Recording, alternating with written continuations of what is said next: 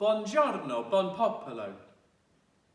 Bishop Christine has announced that the ordination of deacons will take place on the weekend of the 3rd and 4th of October. Candidates will be ordained 2 at a time in services around the diocese, and so Yvette will be ordained at 3 o'clock on Saturday the 3rd of October in St Gabriel's, Heaton, alongside Alan White, who is ministering there as a reader and will combine his ordained ministry as a chaplain at St Oswald's Hospice. Because of the government's guidelines for acts of worship, only 30 people can attend, so after the minimum number of diocesan officials, each candidate can only invite 10 people.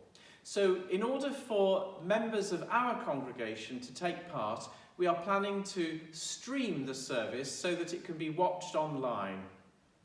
This is an important moment in the recognition of Yvette's calling to public ministry, and we assure her and all the candidates for ordination of our prayers and very best wishes. The Church of England, like most Christian denominations, has 3 orders of ministry: bishops, priests and deacons. And one serves a period as a deacon before being ordained as a priest. Only a few are then called to become bishops. They are the pastoral overseers of the church, and like the candidates for ordination, they also need our prayers and support.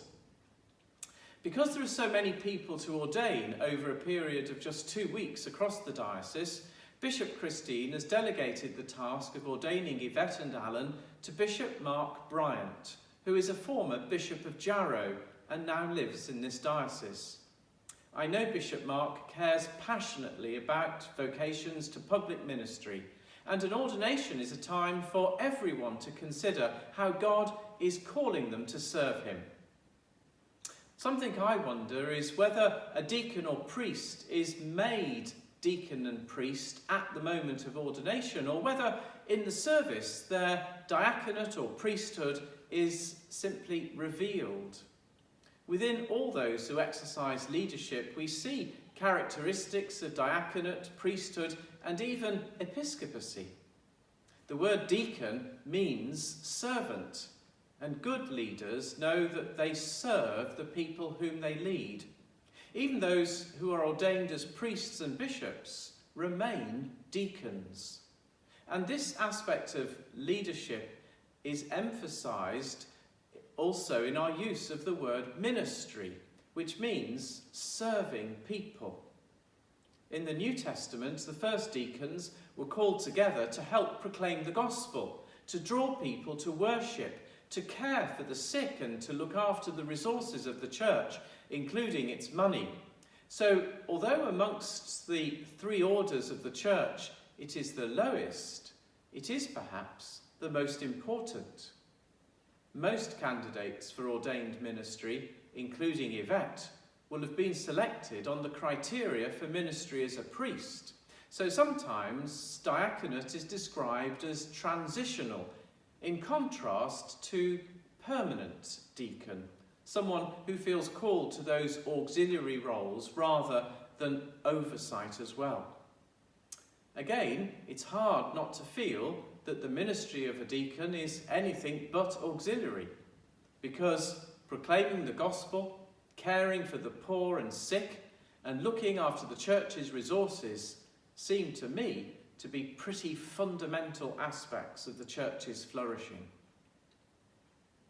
Yvette has already established herself amongst us as a licensed lay minister, and one of the consequences of the delay in the ordinations this year is that we are able to see for ourselves the qualities that make her a candidate for diaconate and subsequently for priesthood next year.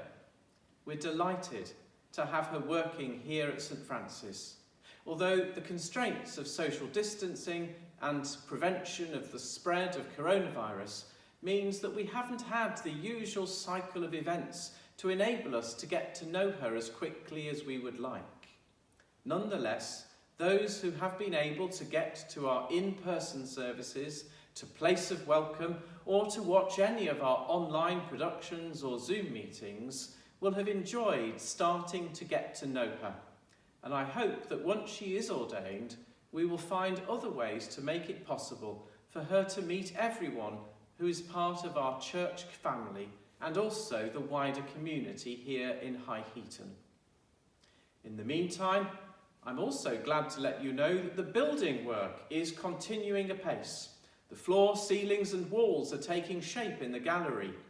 Many people are finding also that the socially distanced in-person worship in the hall feels more conducive than being spread around the empty church.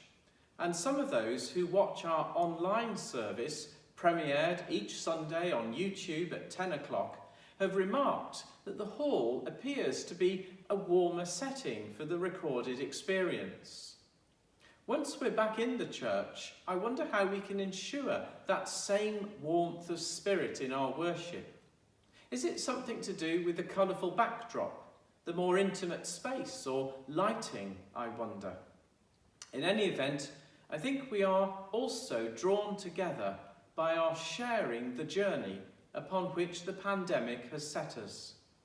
I know that for some of us, this means still depending on the printed bulletin through the door and telephone calls, but I am hopeful that we can develop other ways of keeping in touch in the coming weeks and months. I hope also that the weather might be good enough for a picnic on our Harvest Festival, which will be Sunday the 27th of September, and we're planning another parish walk for that same afternoon. Yvette's ordination will be the following weekend, and of course, Sunday the 4th of October will be St. Francis's Day. And I hope that we can find a way of marking that occasion with some special event. In addition, of course, to the printed, online and in-person worship which we are now offering every week.